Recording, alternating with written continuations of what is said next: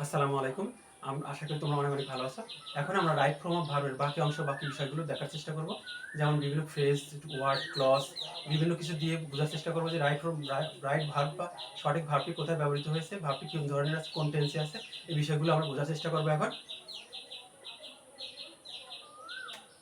It is time, it is high time, it is now time ইত্যাদির পর যদি subject থাকে তাহলে ভার্বের পাস্ট টেন্স হয়। যদি সাবজেক্ট না থাকে তাহলে টু প্লাস ইনফিনিটিভ ভার্ব হয়।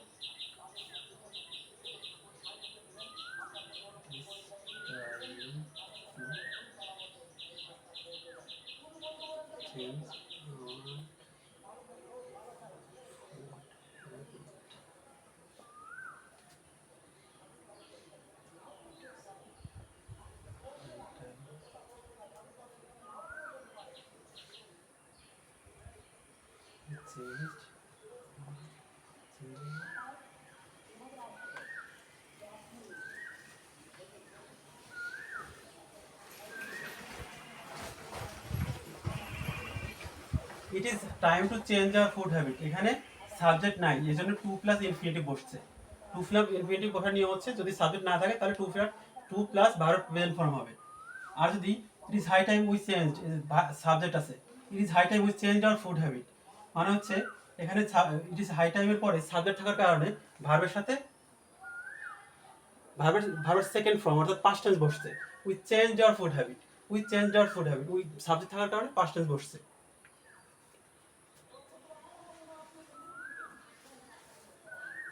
No sooner had than scarcely had when hardly had before, এই সমস্ত বাক্যে দেন, হোয়েন এবং বিফোরের পূর্বে যদি পাস্ট পারফেক্ট টেন্স হয়, পরের পরের ক্লজ বা পরের বাক্যটি হবে পাস্ট ইনডিফিনিট টেন্স।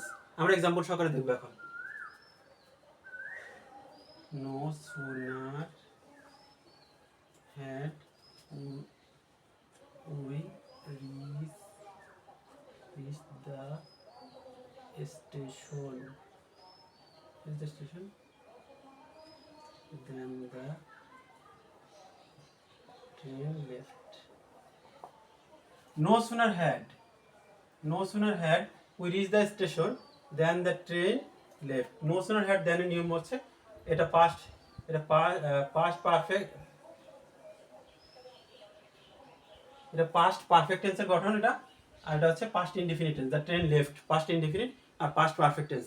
একইভাবে scarcely had we started when the rain began, hardly had we reach the college before the examination began.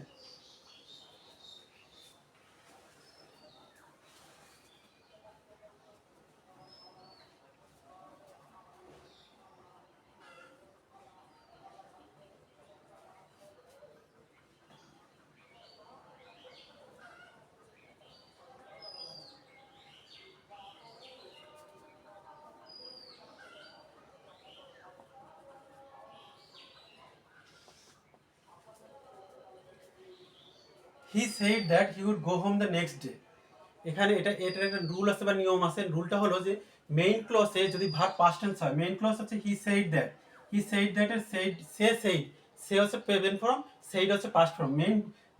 Main ক্লজের ভার্বটি past টেন্সে আছে এবং পরের ক্লজে নেক্সট প্লাস টাইম দেওয়া আছে। নেক্সট প্লাস টাইম মানে হচ্ছে next day, next month, next year, next week, অর্থাৎ next plus time দেওয়া আছে। নেক্সট প্লাস টাইম, TIME, এর টাইম বোঝাচ্ছে। নেক্সট ডে হচ্ছে টাইম, অর্থাৎ পরের ক্লাসে নেক্সট প্লাস টাইম থাকলে পরের ক্লাসে সাবজেক্টের পর উড শুড বসাইতে হয় এবং ভার্ব প্রেজেন্ট ফর্ম হয়।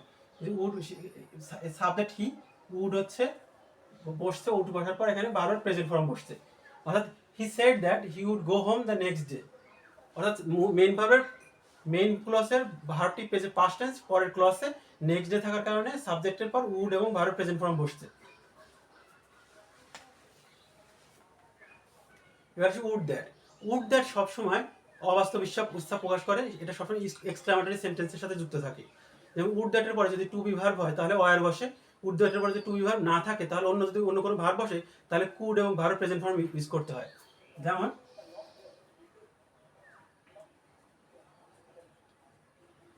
Would that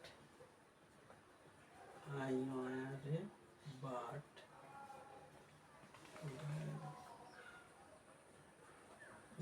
that would that I could fly in the sky. এখানে would that এর পর টু বি ভার্ব আসার কারণে টু বি ভার্ব ওয়ার বসছে। এখানে ওয়ার বা অলিক ওয়ার এইভাবে ওয়ার বসে, কারণ হচ্ছে অলিক কল্পনা বা অবাস্তব ইচ্ছা প্রকাশ করা হলে ক্ষেত্রে ওয়ার বসে, অবাস্তব ইচ্ছা প্রকাশ করার ক্ষেত্রে ওয়ার বসে। এবার ঠিক একইভাবে পরের সেন্টেন্স দেখি। এখানে টু বি ভার্ব না বসে ফ্লাই ভার্ব বসছে, ফ্লাই। এই জন্য আই এর পরে could fly, could verb present form, fly হচ্ছে verb present form, could verb present form বসছে, fly in the sky, could that I could fly in the sky.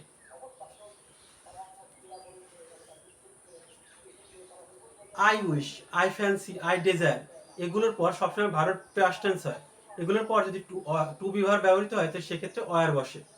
দেখি আমরা example. I wish, I were young again,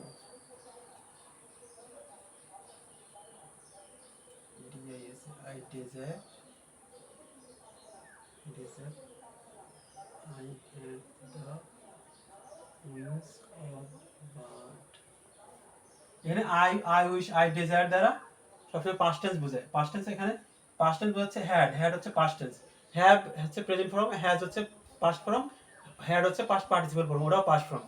মানে I desire, I had the wings of bird, আমি ইচ্ছা, আমার খুব ইচ্ছা যে আমার যদি একটা পাখির মতো ডানা থাকতো। হ্যাড দিয়ে এরকম অনেক কল্পনা প্রকাশ পাচ্ছে, যে কারণ মানুষের তো ডানা থাকা সম্ভব না, মানুষ ডানাবিহীন। তো একইভাবে আই উইশের পরে টু বি ভার্ব যখন বসছে, টু বি ভার্ব ওয়ার বসছে, টু বি ভার্বের ওয়ারের কারণে এটা অবাস্তব ইচ্ছা প্রকাশ করতেছে। I wish I were young again, আমার ইচ্ছা, খুব ইচ্ছা যদি আমি যদি আবার যুবক হতে পারতাম। এটা যেটা সম্ভব না, অসম্ভব একটা ইচ্ছা প্রকাশ করছে বাক্যের মাধ্যমে, ওয়ারের মাধ্যমে, ওয়ার দেওয়ার মাধ্যমে।